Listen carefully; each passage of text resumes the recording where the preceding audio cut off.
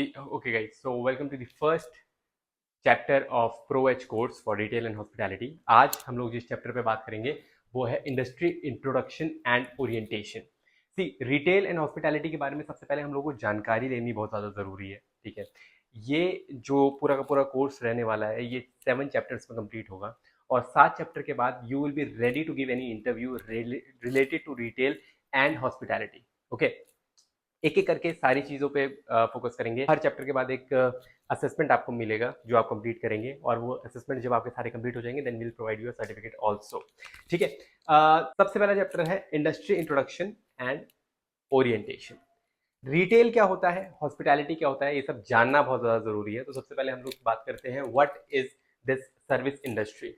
The retail and hospitality industry are two of the fastest growing sectors in India and globally. ये बात तो हम सबको पता है कि अगर आप बीते कुछ सालों से लाइक 8-10 साल या 15 साल पीछे जाओगे और याद करोगे कि कितने रिटेल स्टोर्स आपके आसपास आपके बाजारों में या आपके घर के आसपास रिटेल स्टोर्स या फिर हॉस्पिटैलिटी यानी फूड एंड बेवरेज या रेस्टोरेंट्स अवेलेबल हुआ करते थे, वो बहुत कम था। मतलब जिस कंपैरेटिवली आज के, अगर आप आज जाओगे, आप अपने बाजारों में जाओगे तो सुपरमार्केट्स में जाओगे, वहाँ पे बड़े बड़े मॉल्स वगैरह आपको देखने को मिल जाते हैं बहुत इजीली, जो कि आज से पहले काफी कम हुआ करते थे, कुछ साल पहले काफी कम हुआ करते थे। तो it is actually a fastest growing sectors. ये दो सेक्टर्स जो है ये बहुत फास्ट ग्रोइंग सेक्टर्स हैं। Both are critical in shaping customer experience, driving economic growth and creating employment opportunities. अब कोई सेक्टर अगर ग्रो करता है तो उसमें किस किस चीजों का भला, तो कोई सेक्टर अगर ग्रो कर रहा है उसमें इकोनॉमिक ग्रोथ तो होगी ही होगी। ठीक है, देश की या स्टेट की या जिस एरिया में वो ग्रो कर रहा है उस जगह की इकोनॉमिक ग्रोथ मिलती है और एम्प्लॉयमेंट अपॉर्चुनिटी भी प्रोवाइड होती है अगर कोई सेक्टर ग्रो कर रहा है तो, यानी कि ज्यादा से ज्यादा जॉब्स वहां पे मिलती हैं।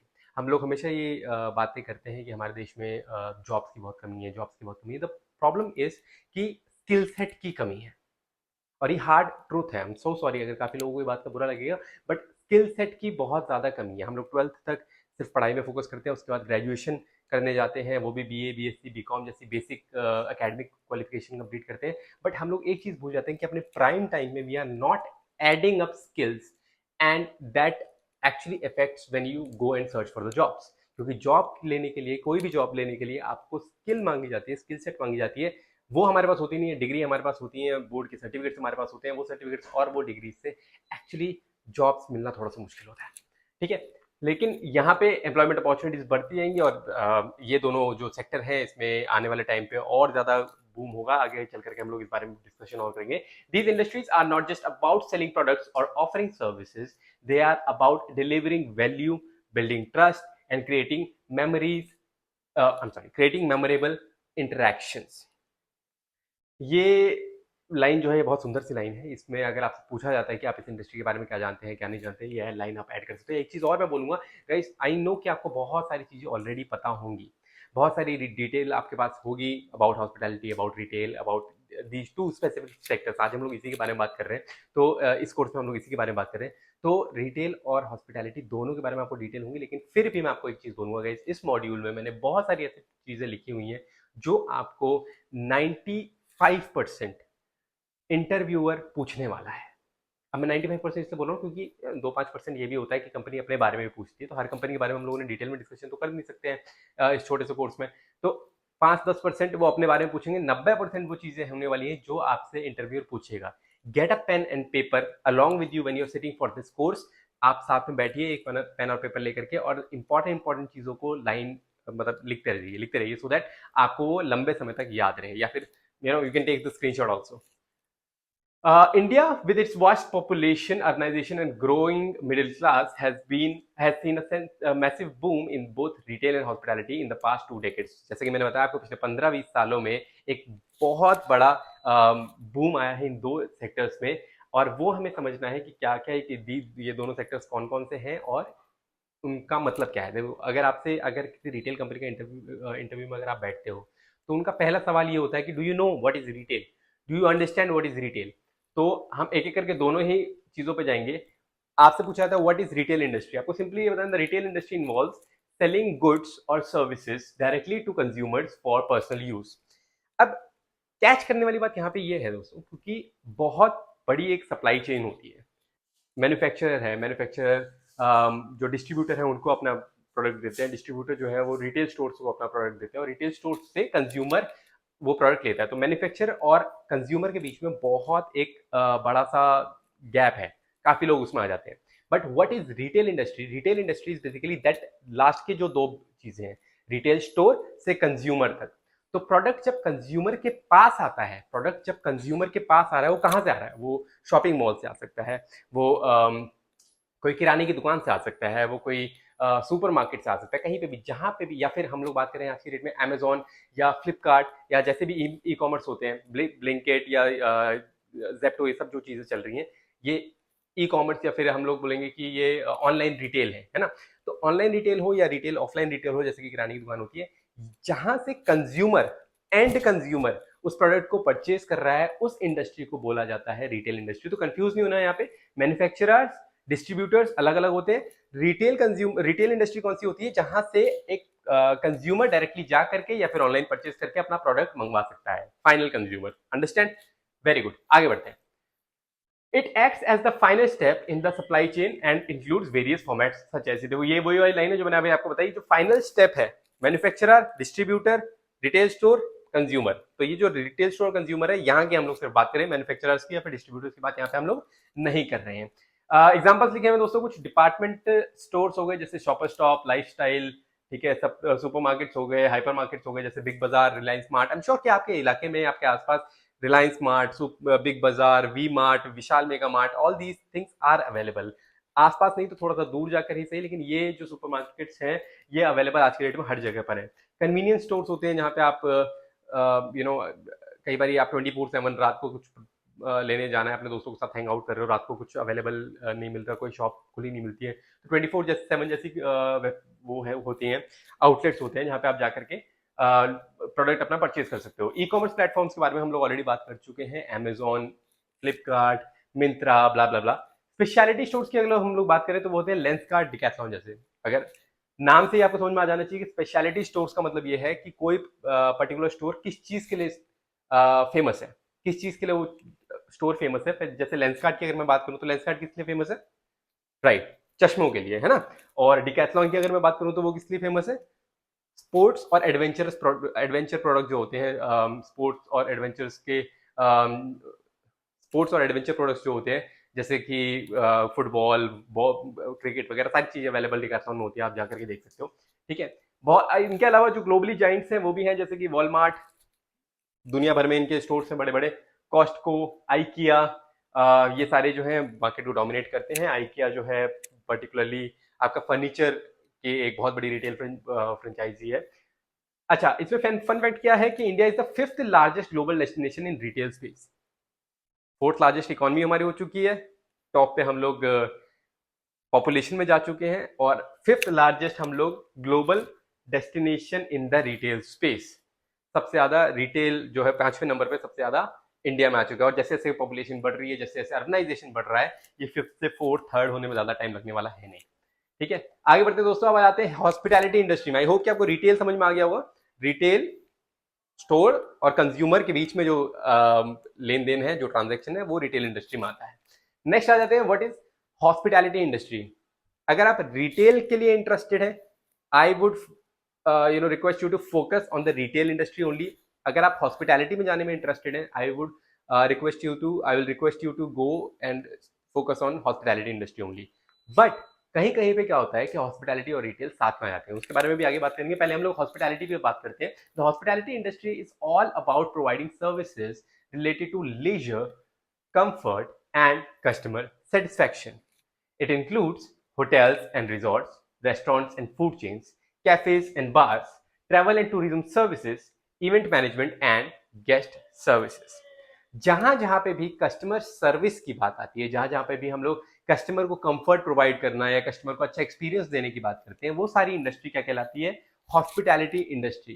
प्लीज, मतलब आई नो कि बहुत सारे लोगों के लिए ये पता ही होगा, पर कुछ लोग जो हैं, कुछ जो 3rd tier cities, 2nd tier cities के काफी दूर दराज के एरिया से बच्चे आते हैं, वो काफी कंफ्यूज हो जाते हैं कई बार कि what is hospital and I mean what is the difference between hospital and hospitality, है ना। उनको कई बार हॉस्पिटैलिटी वर्ड जो है वो हॉस्पिटल से रिलेटेड रखता है, ऐसा कुछ नहीं है। हॉस्पिटल मेडिकल सेक्टर है और हॉस्पिटैलिटी यानी सर्विस सेक्टर। ठीक है, hospitality is largely based on the guest first philosophy. हमारे देश में एक लाइन कही जाती है, इसको हम बोलते हैं अतिथि देवो भव।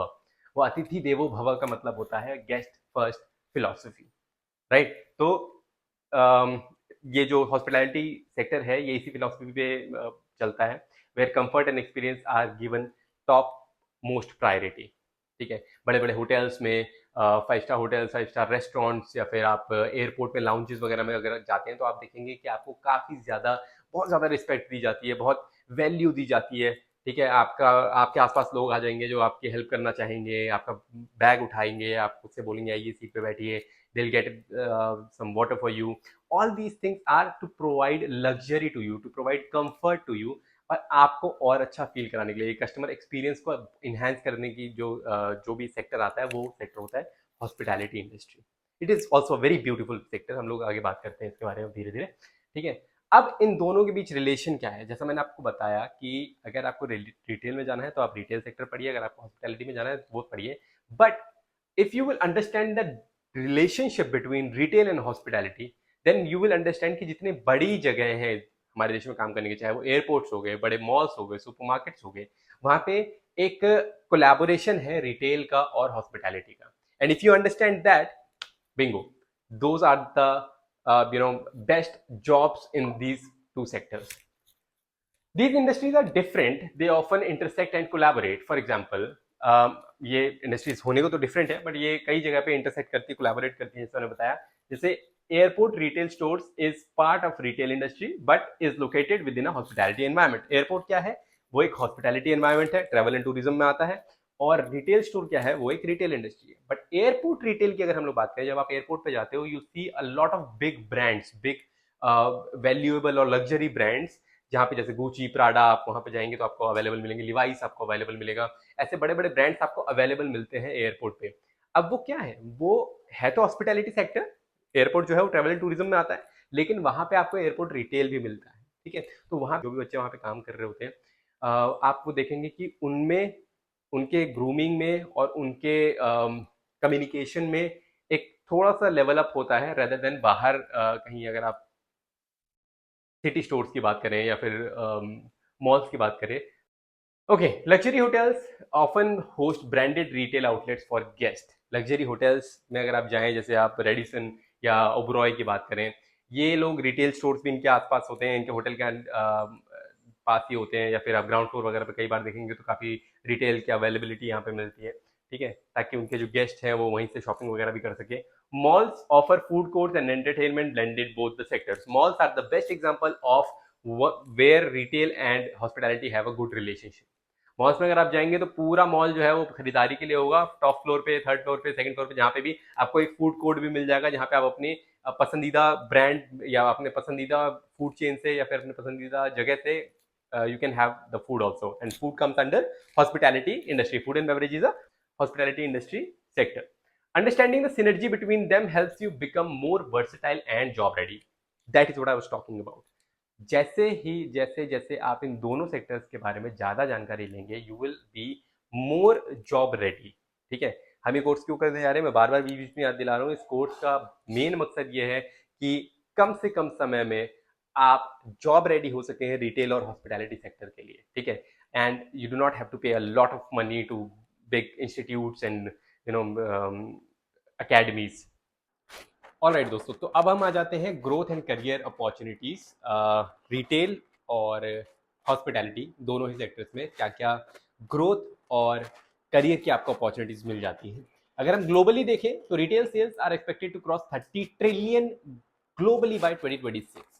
30 ट्रिलियन डॉलर्स बहुत ज्यादा होते हैं। 30 ट्रिलियन डॉलर्स ग्लोबली 2026 तक सिर्फ और सिर्फ रिटेल सेल्स ये एक्सपेक्टेड की जा रही है, ये क्रॉस कर जाएंगी। ठीक है, हॉस्पिटैलिटी पोस्ट कोविड के बाद 2020-21 के बाद से हॉस्पिटैलिटी सेक्टर भी बहुत स्ट्रांगली रिकवर होना स्टार्ट हो गया है, और 300 मिलियन जॉब्स वर्ल्ड वाइड अभी हॉस्पिटैलिटी सेक्टर में, 300 मिलियन जॉब्स। ठीक है, जो कि आगे चलते चलते और बढ़ने जम वाली है, कम नहीं होने वाली है। इन इंडिया, अगर सिर्फ इंडिया की हम लोग बात करें, retail contributes 10% of India GDP. India की जो टोटल जीडीपी है उसमें 10% सिर्फ रिटेल कंपनीज प्रोवाइड करती है, रिटेल प्रोवाइड करता है, जिसमें 8% ऑफ द टोटल पॉपुलेशन जो है हमारी, इसकी 8% जो है उसको एम्प्लॉयमेंट कौन प्रोवाइड कर रहा है? Retail industry. Hospitality after education और आईटी, आई थिंक आईटी पहले और एजुकेशन बाद में, सबसे पहले आईटी सेक्टर है, उसके बाद एजुकेशन सेक्टर है, थर्ड नंबर पे हॉस्पिटैलिटी सेक्टर है जो सबसे ज्यादा जॉब प्रोवाइड करता है कहाँ पे? हमारे देश में।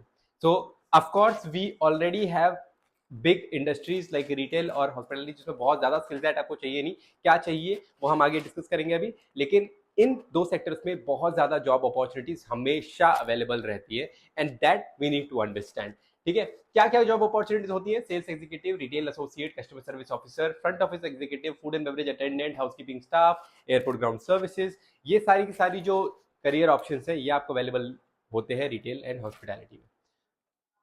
आगे चलते हैं, क्या क्या स्किल्स रिक्वायर्ड है। जैसे कि मैंने आपको बताया कि बहुत ज्यादा स्किल सेट नहीं चाहिए आपको, सॉफ्टवेयर की नॉलेज नहीं चाहिए आपको, एआई नहीं चाहिए आपको, मशीन लर्निंग नहीं चाहिए आपको, बहुत सिंपल सिंपल है क्या कि कम्युनिकेशन और सॉफ्ट स्किल्स आपको पता होना चाहिए। कम्युनिकेशन और सॉफ्ट स्किल्स, कम्युनिकेशन मतलब दो लोग बात कर रहे हैं आपस में ना, कम्युनिकेट कर रहे हैं, तो आपको जो सामने वाला बोल रहा है वो समझ में आना चाहिए, जो आप बोल रहे हो सामने वाले को समझ में आना चाहिए, दैट इज कम्युनिकेशन।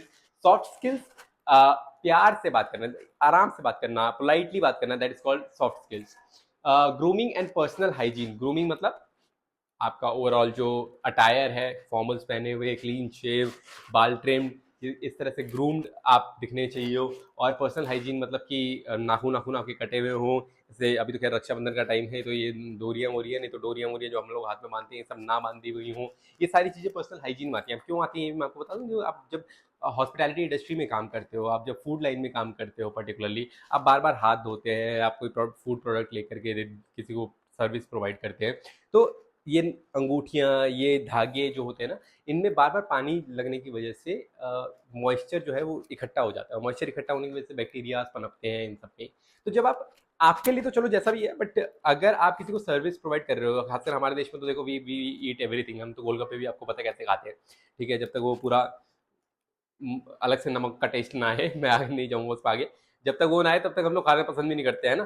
तो हम लोगों को तो आदत है थोड़ा सा बहुत हाइजीन के साथ कॉम्प्रोमाइज करने की, but when we work in a 5 star restaurant और इन अ 5 स्टार होटल या एयरपोर्ट लाउंजेस, वहाँ पे फॉरेन कस्टमर्स भी आते हैं, दे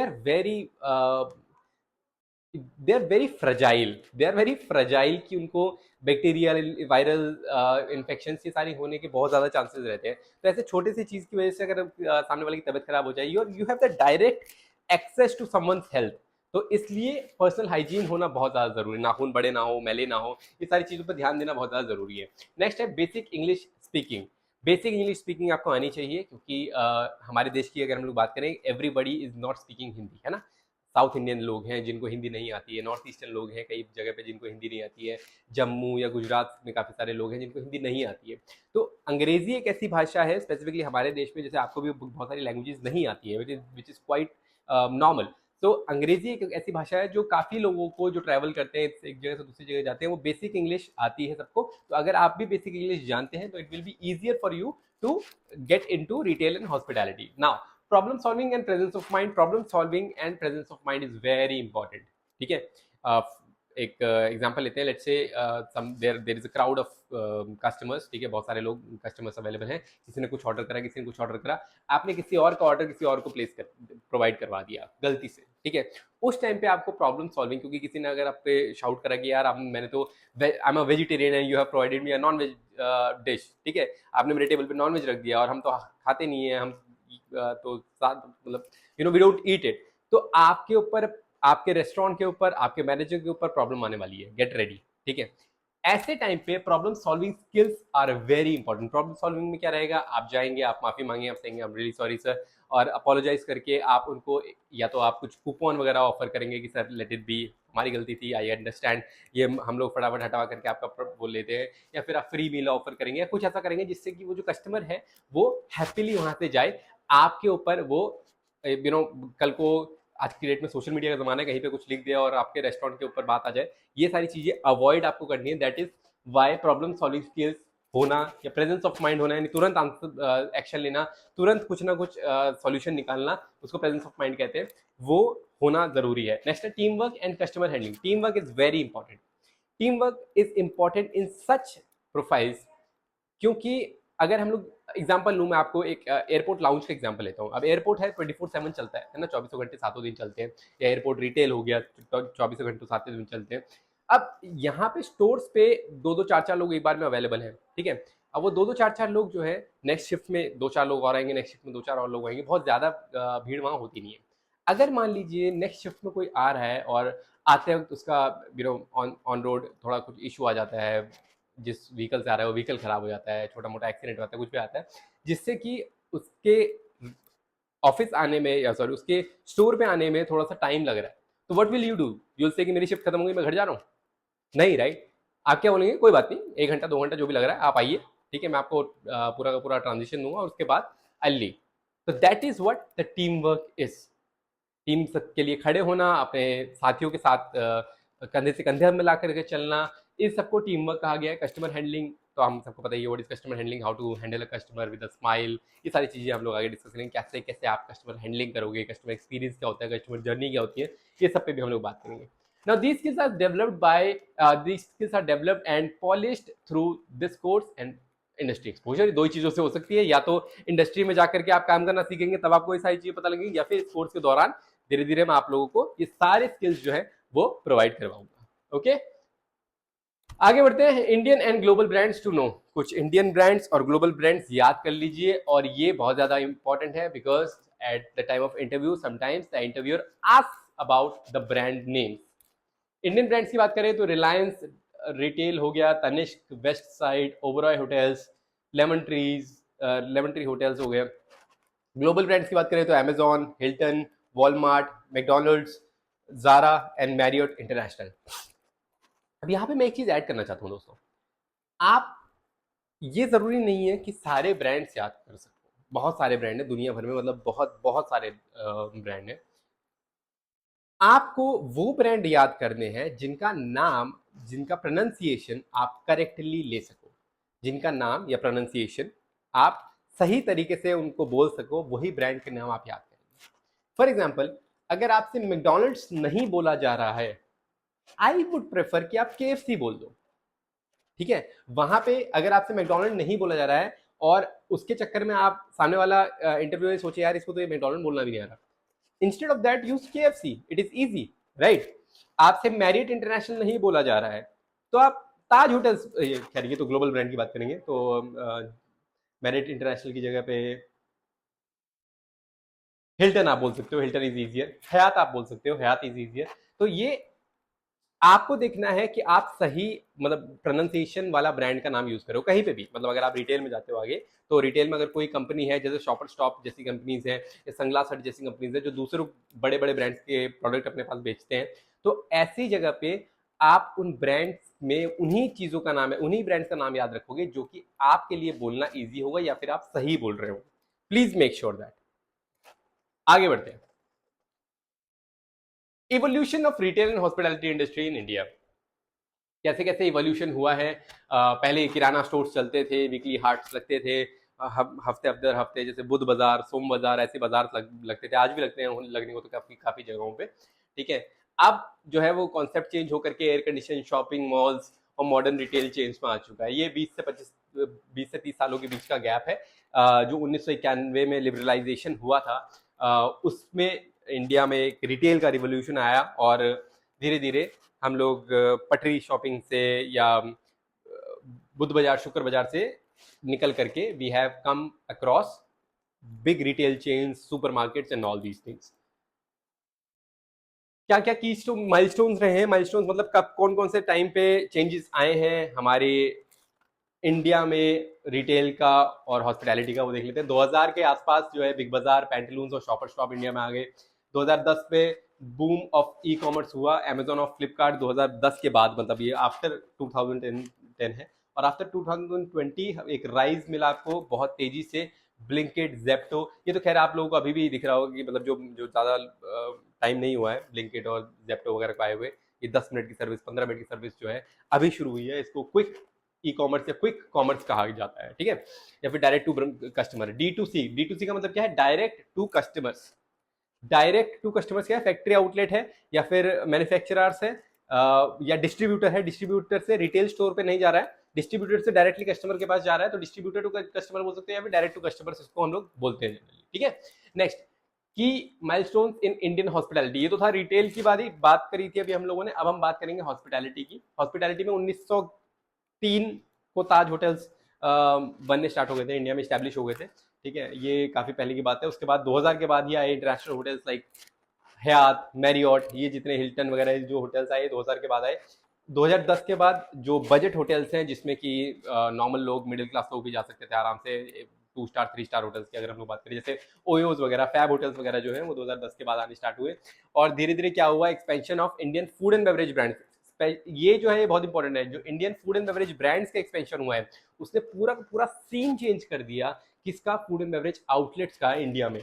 वाव Momo, Haldirams, Barbeque Nations, all these things एकदम से out of sudden, all of sudden raise हुए। आई थिंक ये भी 2010 के बाद के ही है सारे के सारे, एक के बाद एक जो नए नए फूड चेन्स बनने स्टार्ट हुए, लोगों ने फ्रेंचाइजीज लेनी स्टार्ट करी और आज के डेट में हर शहर में, हर मेट्रोपॉलिटन में, first year second year cities तक आपको ये ब्रांड नेम्स आपको कहीं ना कहीं सुनने को मिल जाएंगे। आगे बढ़ते हैं, structure of retail and hospitality workforce.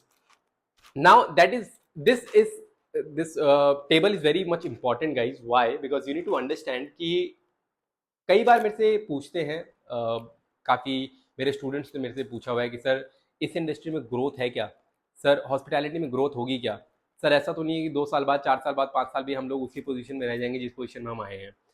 आपको ये चीज़ समझनी पड़ेगी कि जिस जिस सेक्टर में, जिस जिस इंडस्ट्री में हायरार्की होती है, ठीक है, हायरार्की मतलब एक के ऊपर एक के ऊपर एक, मतलब एसोसिएट, फिर सुपरवाइजर, फिर मैनेजर, फिर ये हायरार्की जहाँ जहाँ पे होती है वहाँ पे ग्रोथ स्टक नहीं होती है, ग्रोथ वहाँ पे स्टक नहीं होती है। तो वो कैसे होती है वो मैं आपको बताता हूँ। सबसे पहले जो इंडस्ट्री रोल्स हैं वो कहाँ से स्टार्ट होते हैं, सेल्स एसोसिएट से। रिटेल की बात करें, रिटेल की इंडस्ट्री रोल्स हो गए सेल्स एसोसिएट या फिर रिटेल एग्जीक्यूटिव या फिर फ्रंट लाइन स्टाफ, जो कि क्या करते हैं, कस्टमर को हेल्प करते हैं उन सबके लिए। सेकंड, कैशियर या बिलिंग एग्जीक्यूटिव हो गया।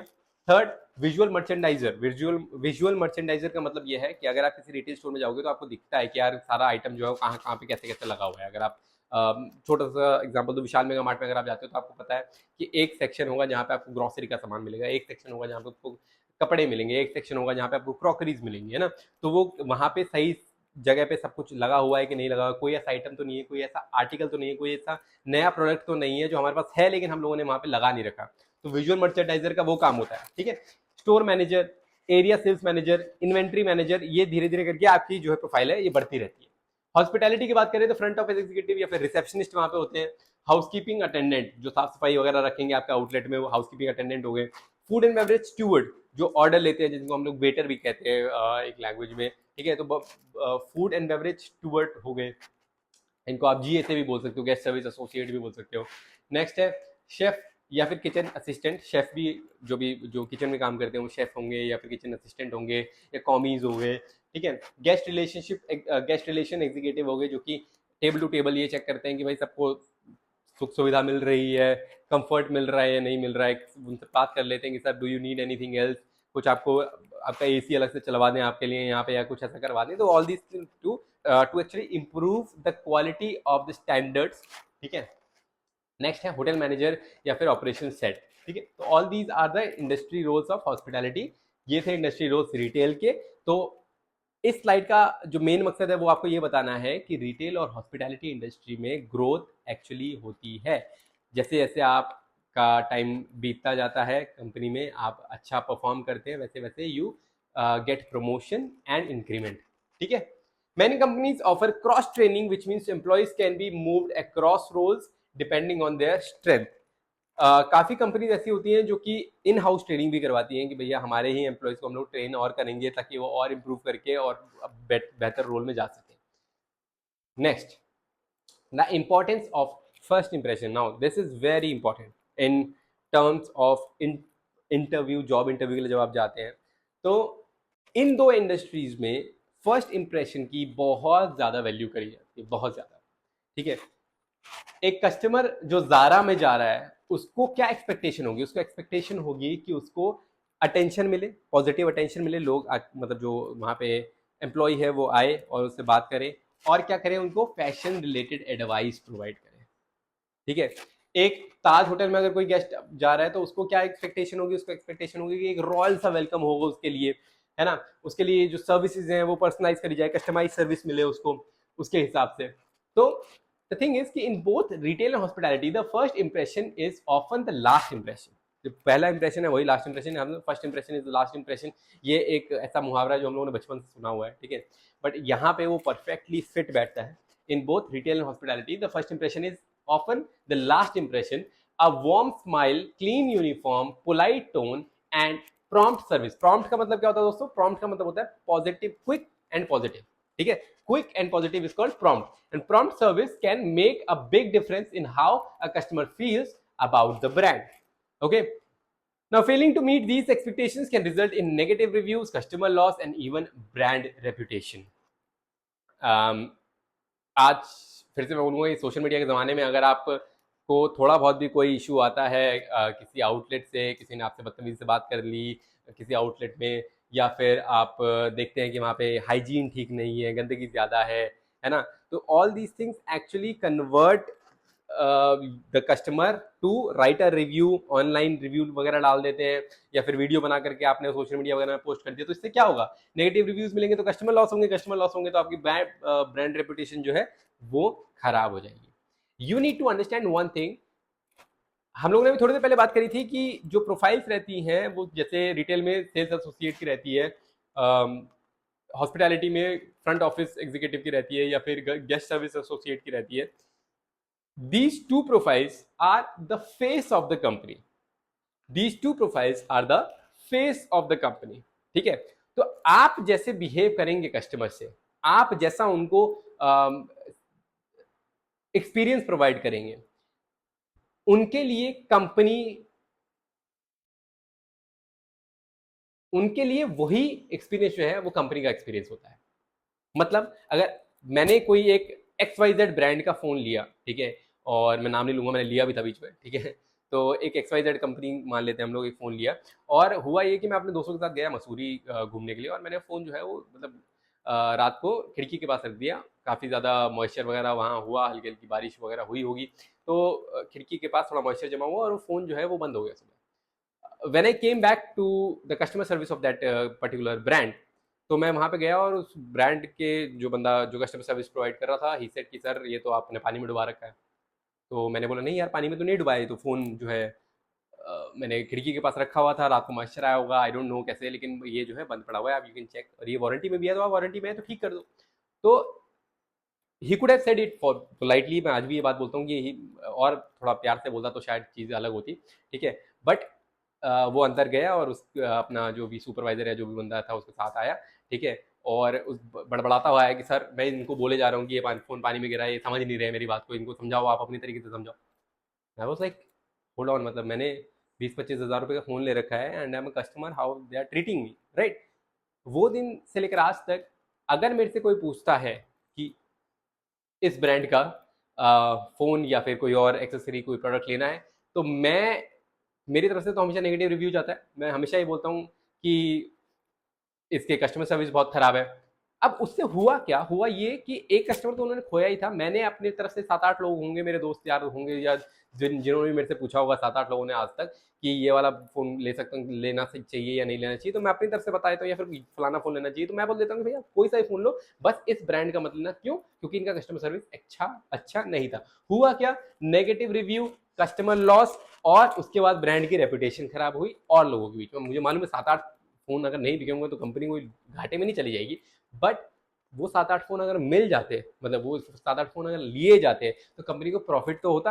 अंडरस्टैंड? तो that is very important for the impressions which you provide to your customers. ठीक है, नेक्स्ट आगे बढ़ते हैं। Technology in modern retail and hospitality. आज के डेट में क्या क्या टेक्नोलॉजी यूज करी जा रही है, बहुत ज्यादा ध्यान देने की इस वाली स्लाइड की जरूरत नहीं, मैं आपको सच बताऊं, पर इसका मतलब ये नहीं कि आप स्किप भी कर दो, क्योंकि धीरे धीरे हम लोग टेक्निकली एडवांस होते जा रहे हैं, तो आपको ये जरूर पता होना चाहिए कि कौन कौन से सॉफ्टवेयर या फिर क्या क्या चीजें हम लोग IT related, technical related use कर रहे हैं रिटेल में, हॉस्पिटैलिटी में। पर आपसे एक्सपेक्टेशन ये नहीं करी जाती कि आपको ये सब चीज़ों के बारे में पता होगा, तो आपसे शायद इंटरव्यू में सारी चीज़ें नहीं पूछी जाएंगी, ठीक है, बट आपको पता है तो it's a plus point. POS point of sale billing system जो होते हैं, आप कहीं भी रिटेल कंपनी रिटेल स्टोर में जाते हैं, जूडियो में चले गए या फिर कहीं आप रिटेल किसी स्टोर में जाते हैं, तो आपने देखा होगा कि आप सामान वामान लेकर के जाते हैं एक जगह पे और वो बिलिंग करते हैं आपकी फटाफट से एक एक प्रोडक्ट को स्कैन कर करके। तो that is called POS, point of sale. Mobile payment apps आज की डेट में शुरू हो चुकी हैं, गूगल पे, फोन पे, इसके बिना तो खैर जिंदगी भी नहीं रही है लोगों की। CRM जो है, कस्टमर रिलेशनशिप मैनेजमेंट, आपने नोटिस करा होगा कि जब आप घर आ गए या कुछ टाइम से आपने रिटेल उस पर्टिकुलर रिटेल फ्रेंचाइजी से कुछ खरीदा नहीं था, ठीक है, आप विशाल मेगा मार्ट जाते थे, आपने 1 महीना 2 महीने गए थे वहां पे, अब आप नहीं जा रहे हो कुछ टाइम से, तो you start getting the messages from that particular company, है ना। मैसेज आ रहा है या व्हाट्सएप आ जाता है विशाल मेगा, आप आए नहीं बहुत दिनों से। जोमेटो में आज की डेट में आप देखोगे जोमेटो बहुत ज्यादा मैसेजेस करता है, रात हो गई है, भूख लग रही होगी, ऐसे ऐसे करके मैसेजेस करते हैं। So you know all these things comes under customer relationship management. ये जो CRM होते हैं ये भी सॉफ्टवेयर होते हैं। नेक्स्ट है इन्वेंट्री ट्रैकिंग सॉफ्टवेयर। जैसे जैसे वो स्कैन करते हैं, जब आपके लिए वो बिल बनाते हैं ना, जब जैसे वो स्कैन करते हैं, तो जैसे जैसे वो स्कैन कर रहे हैं वैसे वैसे इनके इन्वेंट्री ट्रैकिंग सॉफ्टवेयर में वो चीज़ कम होती जाती है। यानी मान लीजिए कि कोई प्रोडक्ट है, फॉर एग्जाम्पल ये पानी की बोतल है, ठीक है, ये पानी की बोतल विशाल मेगा मार्ट में रखी हुई थी, अब ये उनके पास 10 पड़ी हुई है, ठीक है। अब एक स्कैन करा बिलिंग के टाइम पे, एक स्कैन करी, तो जो ITS इन्वेंट्री ट्रैकिंग सॉफ्टवेयर है उसमें अपने आप ही ऑटोमेटिकली 9 हो जाएगा। कोई और आया, एक और खरीद ली उसने, ऑटोमेटिकली उसमें 8 हो जाएगा। तो जैसे जैसे वो कम होगा, तो जो इन्वेंट्री मैनेजर है, ठीक है, या फिर विजुअल मर्चेंडाइजिंग मैनेजर है, वो क्या करेंगे, स्टॉक और बढ़ा देंगे, ठीक है। नेक्स्ट है smart checkout and self service kiosk. ये जनरली आपको देखने को नहीं मिलते हैं, बट कुछ कुछ जगह हैं, जैसे कि कई बड़े डिकैथलॉन के स्टोर्स हैं, अगर आप वहाँ जाएंगे तो आपको देखने को मिलेगा कि आप अपना प्रोडक्ट वगैरह जो भी होते हैं वो लेते हैं, और एक बास्केट जैसी होती है, उसमें मशीन लगी होती है, वो आपको एक एक करके उसमें डालोगे तो आपका बिल बनता जाता है, और उस बिल को आप ऑनलाइन पेमेंट कर सकते हो, वहीं के वहीं पे आपकी पेमेंट भी कंप्लीट हो जाती है। तो उसके लिए आपको किसी ह्यूमन की जरूरत नहीं पड़ती, कोई कस्टमर सर्विस एसोसिएट की जरूरत नहीं पड़ती है वहाँ पे। तो smart checkout and self service kiosk भी जो है technology modern retail and hospitality में हम लोग आज की डेट में अपना रहे हैं। नेक्स्ट है हॉस्पिटैलिटी में आते हैं, तो रिटेल की बात कर रहे थे हम लोग, हॉस्पिटैलिटी में ऑनलाइन बुकिंग इंजन्स। हॉस्पिटैलिटी में जैसे कि किसी बड़े रेस्टोरेंट में अगर आपको जाना हो तो आप ऑनलाइन बुकिंग करवा सकते हो पहले से ही, या फिर आप एयरक्राफ्ट मतलब एयरलाइंस में कहीं पे आपको बुकिंग करानी है तो आप बुकिंग करा सकते हो, वो भी हॉस्पिटैलिटी का ही पार्ट होता है। चैटबॉट्स फॉर कस्टमर सपोर्ट, आपको चैटबॉट मिल जाते हैं, कॉल पे आप कस्टमर सपोर्ट ले तो सकते हो, साथ के साथ आप चैटिंग में भी आज की डेट में ले सकते हो। Mobile check in at hotels, hotel में जाकर के आप मोबाइल से ही चेक इन कर सकते हो। डिजिटल मेन्यू, ऑर्डरिंग इन रेस्टोरेंट्स, आप बड़े बड़े हल्दीराम्स में जाकर के देखो, उनके टेबल में ही स्कैनर लगे होते हैं, आप स्कैन पे अपना कैमरा लेके जाओगे तो आपको मेन्यू पूरा मिल जाता है, वहीं से ऑर्डर करो, आपके पास टेबल पे ही फूड आ जाएगा, ठीक है। फीडबैक एंड रिव्यू सिस्टम्स, आप जाए किसी बड़े रेस्टोरेंट में जाते हो तो वहाँ पे भी एक स्कैनर वगैरह लगा होता है, जहाँ पे स्कैन करके आप उनको फीडबैक या रिव्यू दे सकते हो। तो all these are technically advance things. Brand using tech effectively, Amazon जो आपको आज की डेट में AI बेस्ड रिकमेंडेशन देता है। आपको घर के लिए अगर मान लो टीवी लेना है तो टीवी आपकी वॉल पे आपको दिखा देगा कि कितना बड़ा दिखाई देगा, तो you will be more excited to check multiple products एक के बाद एक कि कौन सा आपके दीवार पर अच्छा लग रहा है, and then you can purchase it. OYO rooms, mobile based booking हो जाती है, मोबाइल से ही उनकी बुकिंग हो जाती है, ओयो या फिर फैब होटल्स की हम लोग बात करें तो। स्टारबक्स जो है आज की डेट में ऐप बेस्ड लॉयल्टी प्रोग्राम चलाता है, मतलब जितना ज़्यादा आप वहाँ पे जाकर के परचेज करते हो आपको लॉयल्टी पॉइंट्स मिलते हैं, और फिर आपके लिए फ्री कुकी, फ्री कॉफ़ी, ये सारी चीज़ें प्रोवाइड होती है। अब रियल लाइफ की स्टडीज पे आ जाते हैं। दो बड़े ग्रुप, एक रिटेल का, एक हॉस्पिटैलिटी का, उस पर आज हम लोग बात करेंगे थोड़ा सा, ताकि आप थोड़ा और अंडरस्टैंड कर सकें deeply about these two sectors. बड़ा ब्रांड रिटेल में एक है जिसका नाम है रिलायंस रिटेल, ठीक है। हो ना हो आप कभी ना कभी Reliance fresh, Reliance stores, Reliance digital, कहीं पे भी गए होंगे जहाँ पे रिटेल रिलायंस के, और काफ़ी सारे ऐसे रिलायंस के ब्रांड्स हैं जिसमें लिखा भी नहीं होता रिलायंस, बट वो ब्रांड जो है वो रिलायंस से बिलोंग करते हैं, ठीक है। जैसे हेमलीज हो गया, सनग्लास हट हो गया, ये सारे जो है ये रिलायंस के ही ब्रांड्स हैं। Reliance has revolutionised Indian retail by launching stores like Reliance Trends, Reliance Smart, Jio Mart, combining offline and online model, ठीक है, creating job opportunities in tier 2 and tier 3 cities। Tier 2 और टीयर 3 सिटीज तक रिलायंस के जो ये stores हैं वो पहुंच गए हैं। इनिशियली क्या होता था, मेट्रोपॉलिटन सिटीज। अच्छा, आप लोगों को ये थोड़ा सा बताता हूँ what is the difference between metropolitan, tier 1, tier 2, tier 3। मोटा मोटा मैं आपको समझ में आया, मेट्रोपॉलिटन सिटीज आ गई जैसे दिल्ली, मुंबई, ठीक है, चेन्नई, ये जो है ये मेट्रोपॉलिटन सिटीज हैं। टीयर 3 सिटीज होती है, जैसे थोड़ा सा छोटा एरिया है, जैसे टाउन्स हो गए, या प्रयागराज, या लखनऊ भी आज के डेट में मेट्रोपॉलिटन हो चुका है, तो इलाहाबाद हो गया या बरेली हो गया, ये सब टीयर 2 सिटीज आती हैं। इनसे जो गांव दराज के एरियाज हैं, जहाँ पे गांव बहुत ज़्यादा है, अर्बनाइजेशन थोड़ी सी कम है, रूरल पॉपुलेशन ज़्यादा है, वो टीयर 3 सिटीज़ में आ गए। तो टीयर 2 टीयर 3 सिटीज़ तक भी रिटेल पहुंचा चुका है रिलायंस आज की डेट में। ओबरॉय ग्रुप की बात अगर हम लोग करें, one of India most premium hotel chains, known for world class training programs, guest personalisation and privacy, high employ satisfaction and career growth. सबसे अच्छे ट्रेनिंग प्रोग्राम्स जो होते हैं, वर्ल्ड क्लास ट्रेनिंग प्रोग्राम्स जो होते हैं हॉस्पिटैलिटी के, वो ओबरॉय ग्रुप में होते हैं। गेस्ट पर्सनलाइजेशन एंड प्राइवेसी रहती है, गेस्ट के लिए पर्सनलाइजेशन का मतलब होता है कस्टमाइज्ड सर्विस वो लोग प्रोवाइड करते हैं। जैसे गेस्ट को अवेलेबिलिटी चाहिए, जैसी सर्विस उनको प्रोवाइड चाहिए होनी चाहिए, या जैसा गेस्ट डिमांड करते हैं अपने लिए, वैसा वैसा वो सर्विस उनको प्रोवाइड करते हैं। प्रिवेसी रहती है गेस्ट के लिए इनके पास काफ़ी ज़्यादा, और एम्प्लॉय सेटिस्फेक्शन सबसे ज़्यादा जो है ओबरॉय होटल्स में रहता है। ठीक है, ओबरॉय ग्रुप में रहता है बेसिकली। ठीक है, काफ़ी लोग जो होटल मैनेजमेंट वगैरह करके निकलते हैं, वो बताते हैं कि सर ओबरॉय ग्रुप में जॉब करनी है, आगे चल के ओबरॉय में जाना है, आगे चल के ओबरॉय में जाना है। वाई? बिकॉज एम्प्लॉय सेटिस्फेक्शन जो है और करियर ग्रोथ जो है वो काफ़ी अच्छा है ओबरॉय ग्रुप का। ठीक है, ऐसे में कोई पर्टिकुलर एक ब्रांड को प्रमोट नहीं कर रहा हूँ, ऐसे बहुत सारे हैं। टाटा के काफ़ी ब्रांड्स हैं, रिलायंस के काफ़ी ब्रांड्स हैं, आदित्य बिरला ग्रुप के काफ़ी ब्रांड्स हैं, जिसमें एम्प्लॉय सेंट्रिसिटी बहुत अच्छी मानी जाती है। अच्छा, अब सारी चीज़ें तो अच्छी अच्छी हो नहीं सकती ना दोस्तों। हर इंडस्ट्री में काफ़ी अच्छी चीज़ें भी हैं, काफ़ी बुरी चीज़ें भी हैं, मतलब कुछ कुछ चैलेंजेस भी हैं। यहाँ पे क्या चैलेंजेस है उस पर हम लोग बात कर लेते हैं। Despite growth, both industries faces challenges. दोनों ही इंडस्ट्रीज में कुछ कुछ चैलेंजेस हैं, जैसे हाई एम्प्लॉय टर्नओवर, आना जाना एम्प्लॉयज का बहुत ज़्यादा तेजी से लगा रहता है। Pressure to meet customer expectation, customer service एक ऐसी चीज़ है कि you can give it as much as possible, but still the customer might ask for something else. ठीक है, देर आर सम कस्टमर्स जो कि बहुत, आपने काफ़ी सारे रील्स वगैरह भी देखी होंगी, काफ़ी वीडियोस आती रहती हैं कि कुछ कस्टमर्स जो होते हैं वो बहुत चिड़चिड़े होते हैं, बहुत आइरेटेड होते हैं, बहुत गुस्से में ही रहते हैं हमेशा ज़्यादा से ज़्यादा। But it is a very small bunch of customers, तो उस पर वो जो कस्टमर्स होते हैं वो काफ़ी प्रेशर फील करवाते हैं। Third is handling difficult customers, वही आइरेटेड कस्टमर्स को थोड़ा सा डिफिकल्ट रहता है हैंडल करना। Long working hours specially during weekends के दौरान लोग परचेज करना या बाहर घूमना ये सब ज़्यादा पसंद करते हैं, तो वीकेंड्स में आपको छुट्टियां मिलना बहुत कम रहता है, specifically in retail and hospitality sector में। आपको बहुत, मतलब ये पहले से आपको बता रहा हूँ, ये मत सोच रहा हूँ कि संडे टू संडे छुट्टी हो जाएगी, ऐसा नहीं होता रिटेल एंड कस्टमर सर्विस में। चाहे वो एयरलाइंस हो, चाहे वो पास की आपकी KFC या मैकडॉनल्ड्स की शॉप हो, आपको सैटरडे संडे बहुत ज़्यादा वर्क होता है, क्योंकि people generally go and visit such places in the weekends, on the weekends particularly. Next है language barrier in customer interaction.